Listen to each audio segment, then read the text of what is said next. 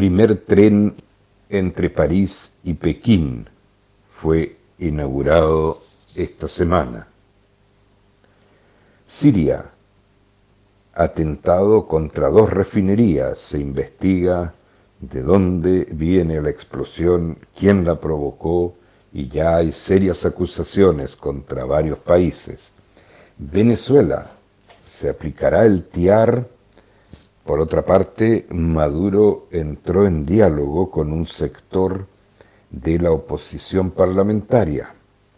Y en Israel, tras la derrota de Netanyahu, vamos hacia un gobierno nacional, de unión nacional. Hola, ¿cómo están ustedes? Esta es una nueva edición de Scanner Internacional, en directo desde París, Francia, con el alto auspicio de Relojes Oria.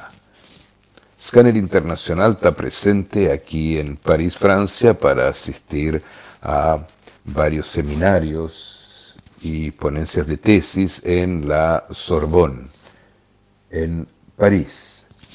Ya estaremos de regreso a nuestra América del Sur, donde habitualmente se graba en video nuestro programa. Por hoy, un audio acompañado de imágenes. Se ha inaugurado el primer tren entre París y Pekín como un punto inicial de lo que ya hemos comentado varias veces, que es la ruta de la seda. O sea, China finalmente logró su ruta de la seda por vía ferroviaria, tras la enorme oposición de Estados Unidos para que esto se hiciera. La vía férrea, por el momento, pasa por Moscú, o sea, utiliza los catetos del triángulo, porque la hipotenusa está todavía ocupada en un conflicto armado importante en Siria, en el sur de Turquía, los kurdos, pero se ha seguido avanzando, y si es que en algún momento ese conflicto armado que lleva ya tantos años y tantas víctimas viniera a terminarse, entonces el tren y luego la carretera pasarían por la hipotenusa que atraviesa Siria y Turquía para llegar a Europa. Pero por el momento ya es un hecho, ya es una realidad. La ruta de la seda, para bien o para mal, para desdicha o para felicidad de algunos o de otros, es una realidad, y este tren ya comenzó a circular con mercaderías, por supuesto, que van a permitir una importante baja en la contaminación, puesto que los barcos y los aviones que llevan la mercadería entre China y Europa son, como todos los barcos y todos los aviones, altamente contaminantes. El tren es eléctrico y tiene un bajo nivel de contaminación, y además permite liberar el espacio aéreo ya tan ocupado por tantos vuelos de carga o de pasajeros. Y en Arabia Saudita todos nos preguntamos quién provocó este atentado que terminó con 2 refinerías de petróleo en ese país, importante productor de petróleo en el mundo, a tal punto tan importante que tiene una incidencia en el precio. Se espera en los diferentes países consumidores un alza muy importante en el precio de los combustibles, puesto que estas 2 refinerías no están produciendo ni producirán hasta los primeros días de octubre. Se dice tal vez los últimos días de septiembre, pero faltan más o menos 2 semanas para que se puedan volver a abrir, y mientras tanto hay una carencia de petróleo en el mundo, lo que hace que se esperan alzas importantes. El vicepresidente norteamericano, que fue quien representó a Estados Unidos frente a estos hechos. Donald Trump por el momento no ha hecho declaraciones. El vicepresidente Pence anunció que el gobierno norteamericano había enviado al canciller Pompeo a Arabia Saudita para ayudar y ofrecer toda la ayuda que se necesite para un pronto restablecimiento de estas dos refinerías de petróleo. Estados Unidos acusa a Irán. Irán niega toda participación. Sabremos, por el momento no ha habido reivindicación del atentado. Ningún organismo ni país han reivindicado este hecho terrible que pone una buena parte del mundo en jaque por el problema financiero que significa, o que ya está significando, se siente acá en Europa, un alza importante de los combustibles, de la benzina, el petróleo, la parafina, etcétera, y por otro lado un problema de seguridad en un país que es un punto neurálgico en la producción de petróleo en el mundo y que permite, por la cantidad que produce, fijar de alguna manera el precio internacional del petróleo. Irán niega su participación, sin embargo, se cree, aquí en Europa se habla de que podría venir de Yemen el atentado por las fuerzas antigubernamentales de Yemen, que de todas maneras están apoyadas tanto logísticamente como financieramente y con armamento, están apoyadas por Irán. De alguna manera indirectamente Irán estaría comprometido en este atentado. Estamos a la espera de nuevas informaciones, pero aquí en Europa se habla de que hubiera venido desde Yemen y que hubieran sido las fuerzas opositoras al gobierno yemenita.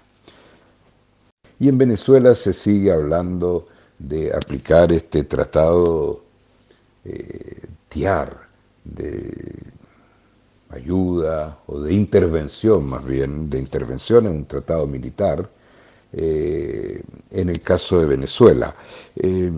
Por otro lado, se inició un diálogo entre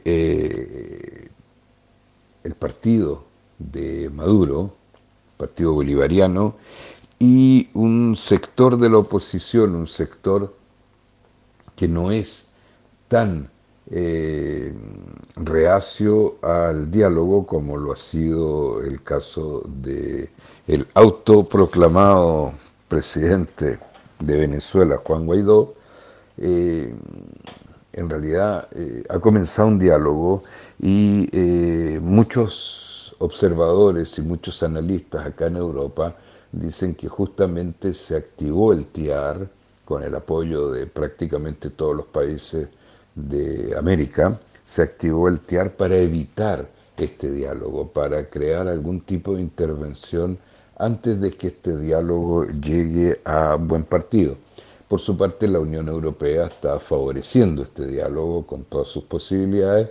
O sea, hay una oposición, digamos, entre lo que plantea Estados Unidos de intervenir a través del TIAR y lo que plantea la Unión Europea, que es ayudar a este diálogo entre el gobierno de Nicolás Maduro, que sin duda controla el poder público venezolano, a pesar de que Juan Guaidó haya sido reconocido por 50 países, pero no tiene ningún control, ni civil, ni militar, ni del poder judicial en Venezuela. Por su parte, Estados Unidos castigó a 16 empresas cuya lista fue publicada por la prensa europea, por vender productos a Venezuela. 16 empresas y 3 particulares recibieron sanciones de Estados Unidos por haber vendido productos a Venezuela. ¿Qué significa estas sanciones? Significa que se prohíbe a las empresas norteamericanas y a los particulares norteamericanos comprarle producto a alguna de estas 16 empresas o a alguno de estos 3 particulares.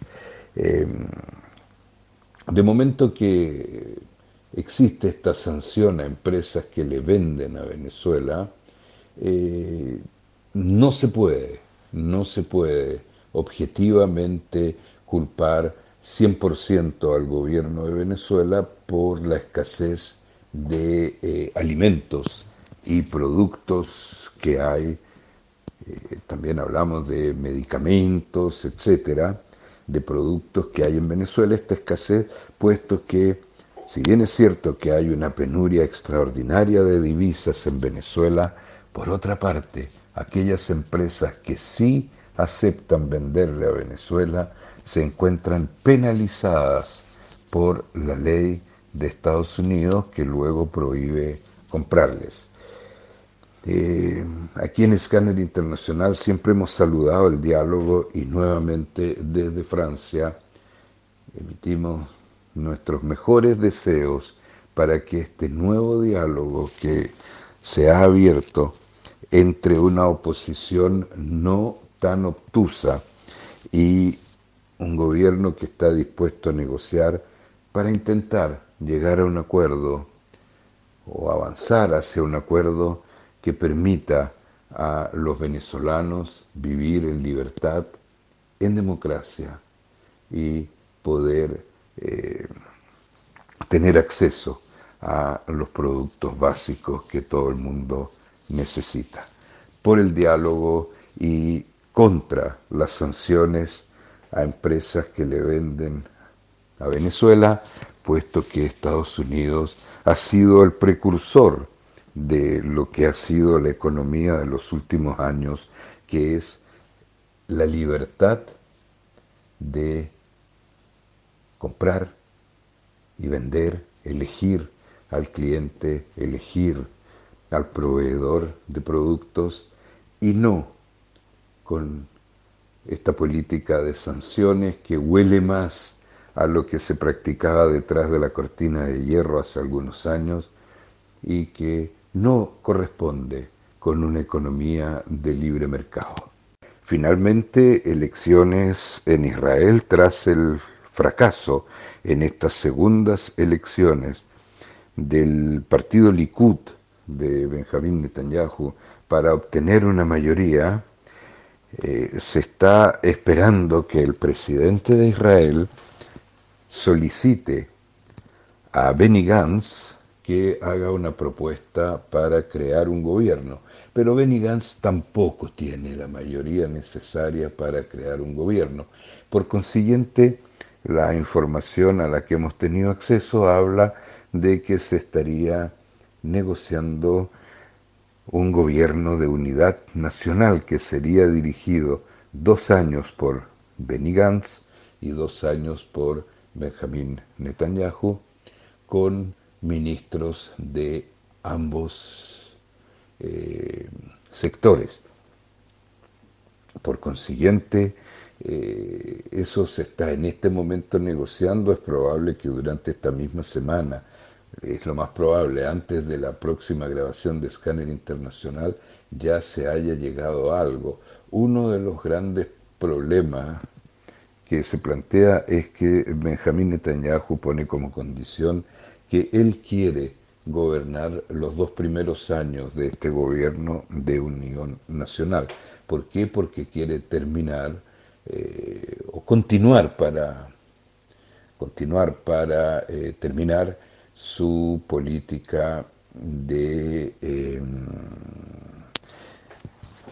digamos, de fuerte con la Franja de Gaza, antes de que se puedan abrir la vía hacia negociaciones, como en algún momento lo hubiera planteado Benny Gantz. no es Benny Gantz no era un candidato favorable 100% a entrar en negociaciones con la Autoridad Nacional Palestina, pero sí estaba más abierto. Lo que sí termina con el último voto que se expresó en estas elecciones israelíes eran las pretensiones, si es que alguna vez existieron realmente, de Benjamín Netanyahu de anexar una parte de Cisjordania al territorio israelí. Eso se terminó, murió como idea y